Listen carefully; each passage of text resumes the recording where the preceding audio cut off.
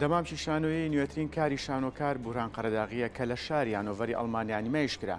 شانۆیەکە لە چوارچێوەی خوێندنی هونەرمەندا لە بواری شانۆدا پێشکەش کراوە. شانۆکار بورهان قەرەداغی لە سەرەتای ئەم ساڵ و بەشداری لە وەرکشۆپێکی ماسک دروستکردندا کردووە و مەبەستی شێتی لە ئایندەدا بتوانێت شێوازی ئەم هونەرە شانۆیە بگەێنێتە شانۆکارانی کورد و وەرکشۆپی تایبەتی بۆ بکاتەوە.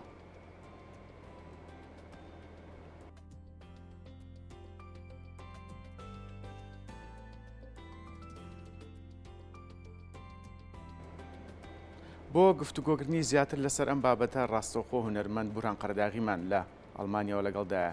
کاک بورهان سڵاوە لێبێ. سڵاو لە ئێوەش قوربان. کاک بورهان لە سەرەتاوە پیرۆزبایی لەکەین، ئەمانەیە پێمان بڵێیت وردەکاری لەسەر خوێنی کە لە بواری شانۆدا بەدەستێناوە کە ماوەی ساڵێکی خوێنوە، ئایا هەم پراکتیکە و هەم تیۆریش بووە؟ بەڵێ دیارە لەلایەن دیفاکتۆوە بەڵێ خوێندنی ساڵێکی کارکردن لە شانۆ و طبعاً کۆمەڵی مامۆستای سپۆر لە بوار زیاتر طبعاً بواری پراکتیکە بواری مەیدانیە کارکردنە کەواتە تیۆری کەمترە کاک بورهان. تیۆری کەمترە، بەڵام ئەو ڕێو شوێنانی کە هەیە ئێستا لە شانۆی نوێیە زیاتر ئەدبا بەرە و کارکردن لەسەر شێوازی نوێ و نەک ئەوەندەی پاشخانە ڕۆشنبیریەکەی کە تایبەتە بە شانۆ وەکو تیۆر. بەڵێ تۆزێک لەوە دوورەکەونەوە بەڕاستیەبان. بەڵێ کاک بورهان ئەمێ پرسم شێوازی خوێندن لەو پەیمانگایە چۆنە، بە چ شێوازێک خوێندکار وەرە ئەژیرێت؟ دیارە ئەمە خۆی بەپارەیە. بەڵێ پەیمانگایە کاک بورهان وەنیە؟ نەنە ئەمە توانم بڵێم سنتەرێکی گەورەیە. بەڵێ بەڵێ سنتەرێکی گەورەیە و ئەم سنتەرانە بەشێکی هەرە زۆری شانۆ وەکو چارەسەر یا وەکو چۆن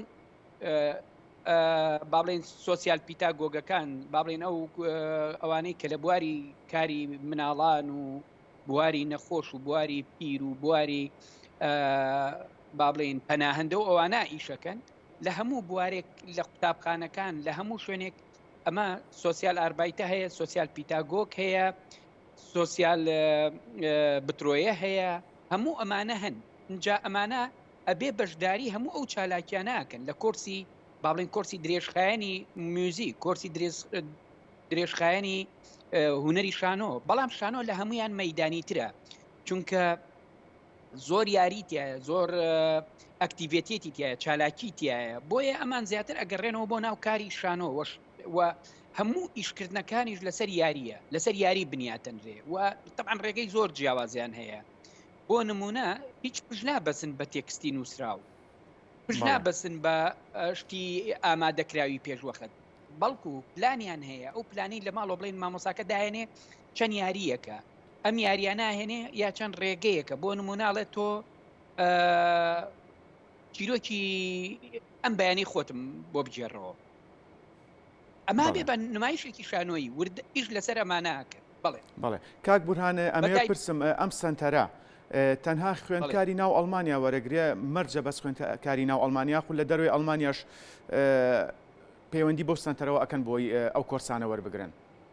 بەڕاستی ئەویان بە تەواوەتی ناتوانم وەڵامێکی تەواو بمەوە، بەڵام ئەوەی کە لەوێ دڵنیانی بەڵێ منی کورد، بڵێ منی تیان بە تەنیا کورد، یەک خانمی تورکیشی تایە، ئیتر هەمووی ئەڵمانە.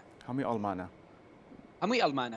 بەڵێ کاک بورهان پلانت چێ لە دوای خوێنی دوای تەواوبوونی ئەو خوێنت لەو سنتەرە؟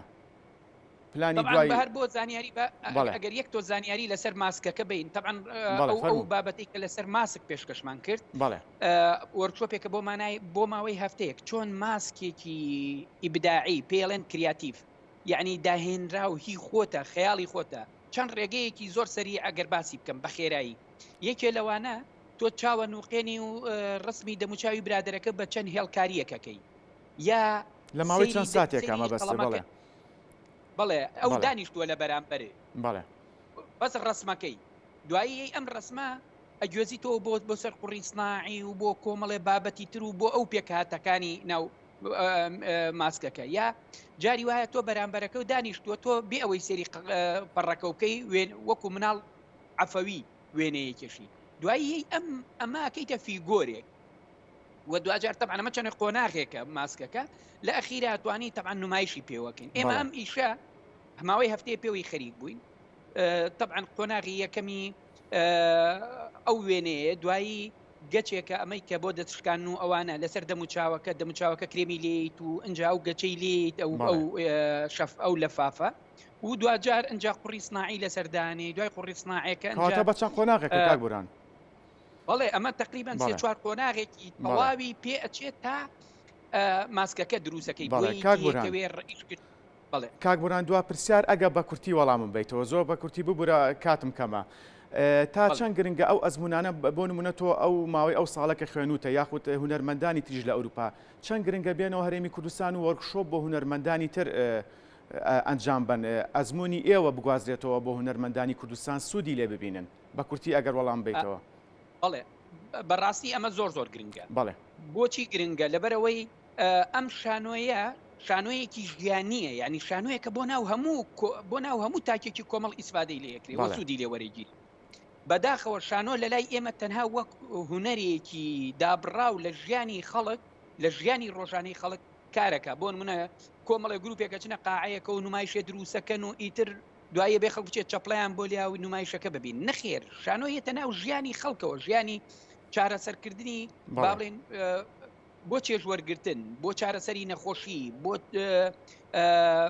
بۆ هونەر بۆ هەموو ئەم کایانە ئەچێتە ناو بواری پەروەردە بواری فێرکاری بۆ هەموو کایەک لێرە شانۆ ئەچێتە کایەیەکی گرنگە لە ژیانی خەڵکە بۆیە ئەمە زۆر گرنگە و ئێمە پێویستە ئەو شێوازە کلاسیکیە مردووە بگۆڕین کە لە کوردستان بە تایبەتی لە شانۆی فۆرمە گشتێکەیە ئەڵێ طبعا کاری جوانەکرێ من قسەم لەسەرەوە نییە لە فۆرمە گشتێکەیە لە ڕێچکەی پەروەردەیەکەیە ئەمە بگۆڕین چونکە ئەمە ڕێچکەیەکی زۆر پەروەردەیە ڕێچکەیەکە کە تۆ خۆ دایەهێنی زۆر گرنگە ئەمە بۆ تاکی ئێمە